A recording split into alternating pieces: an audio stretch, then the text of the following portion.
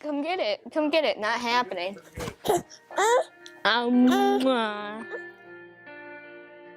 He has a great sense of humor. Like you said, he will laugh at everything. He tries to make light of all of it, and it's amazing.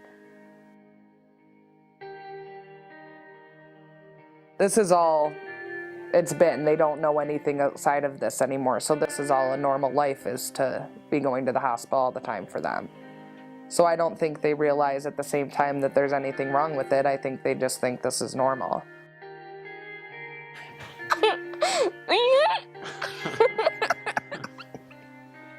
The nurse come and grabbed me and she's like, your doctor's on the phone. She needs to talk to you right now. So I went and answered, and she got on the phone. She was like, Sarah, this is Dr. Manistow. Noah has Ewing sarcoma. You don't really see, you don't notice it. Like, he's perfectly fine running around playing, and they said it could go on for years without even noticing anything. He went in for his scans, and it's the last thing you're thinking of. But with Noah's re-diagnosis, we have a 7 to 10% chance of survival of this last treatment working. And if this last treatment, the stem cell treatment, didn't work, then there's nothing else. This was their last try.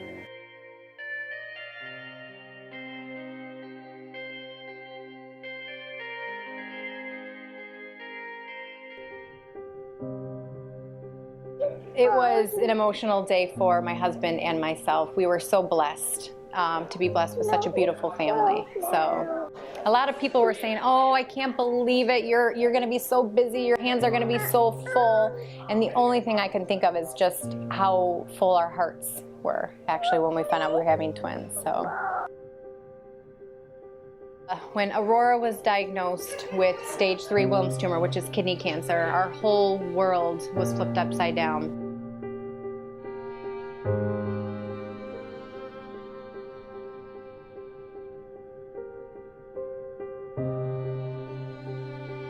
The dynamics in my household between my husband and I, and between my relationships with my children, because I was taken away from my other children when I was in the hospital with Aurora.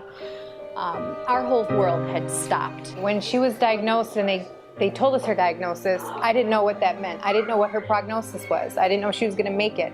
I was thinking to myself that her twin brother Parker was going to have to grow up and just have a story of how he once had a twin. Every single day throughout therapy and throughout chemotherapy and radiation, I just told her I wish I could take it all away, and that's all I could keep saying to her. I would take these pokes for you if I could. I would do anything to be in her place and take that pain away from her.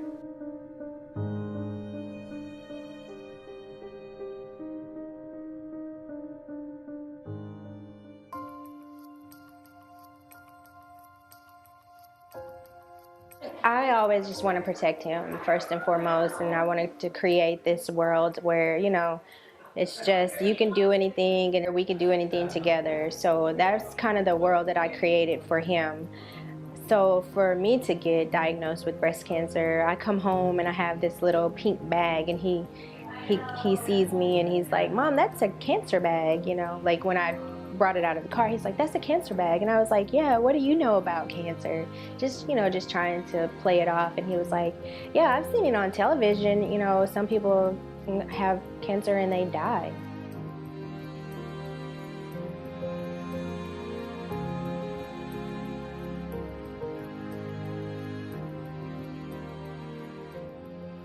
And I never really knew how many people had been touched by cancer until I was touched, and then it just started to open up, you know.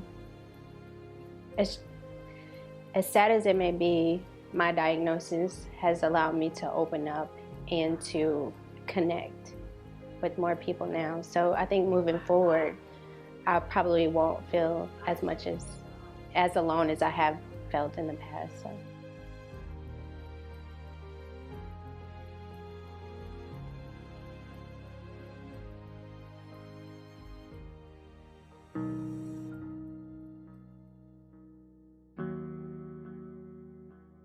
Don't talk about it. You know, we did like hospice, once hospice came in, we went into hospice early enough that we got to, we'll use the word enjoy, but we got to use all their benefits. We were there for months, where most people aren't in it for that long. So the kids did art therapy for a while, and that was horrible. They would just sit there with their head down and cry for an hour every week. Wouldn't draw, it was horrible.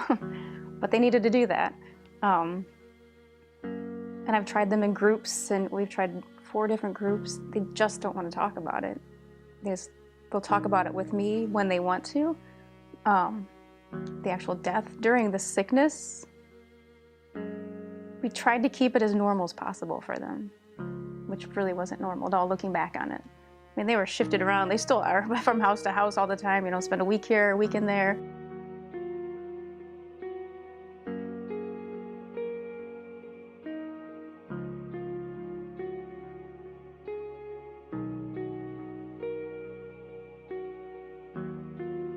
I just had the highest respect for single moms, because I just didn't know how they did it. It was the hardest job ever, being mom and dad. I second guess everything. That's my job. That's my most important thing I have to do, and I feel like I screw it up constantly trying to be mom and dad. But that's got to be it. My job's to make it easier for them and help them get through it.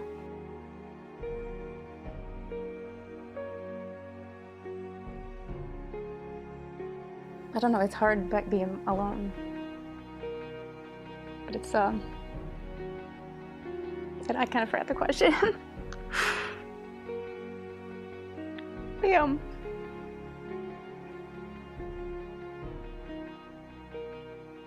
They keep me going.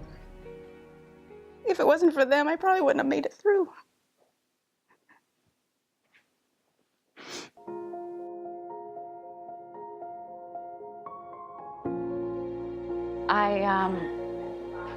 I had a lot of money in the bank. I was always a hard worker, single mother, and I have lost everything from cancer. Every penny. I've paid my phone bills sometimes get shut off.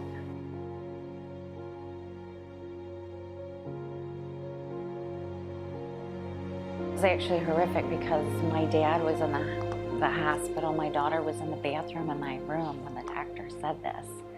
And I was hoping she didn't hear this.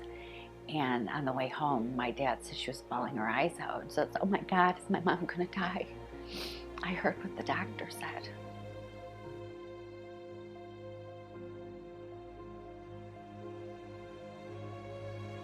I said, there's always someone worse off. There's always somebody worse off. Someone who can't walk or see or whatever. So to look at things differently, I tried to be more patient. And when I look at people, everyone has a story, and you just don't know what it is.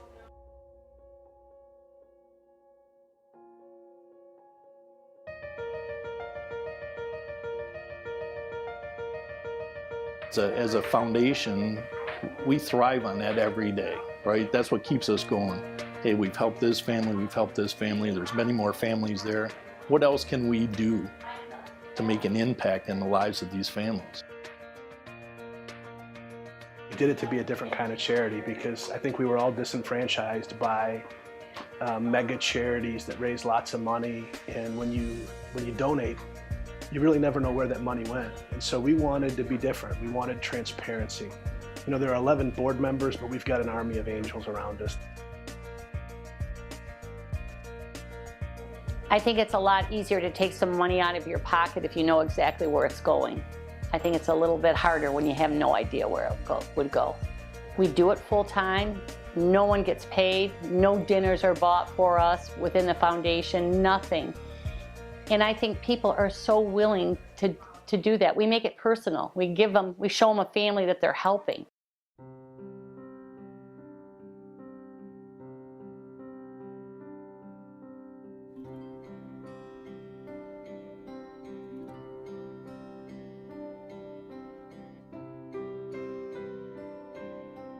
We didn't have any clue what we were going to do before Angel stepped in. We were already paycheck to paycheck. So for Ryan to miss work all the time and me not working at all, and there's no way possible for me to now because we're at the hospital every other day. No job is going to put up with that, especially being a new employee.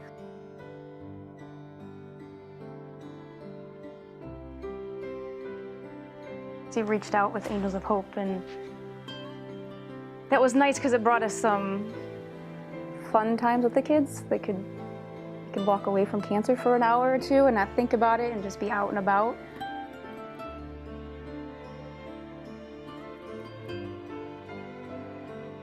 I went to my doctors and I went to the hospital and they couldn't help me. I'm like, is there anyone to help me pay these bills? Like, I need help. And they didn't know what to do. Then Angels of Hope came along, and if it wasn't for them, I would not have a home right now.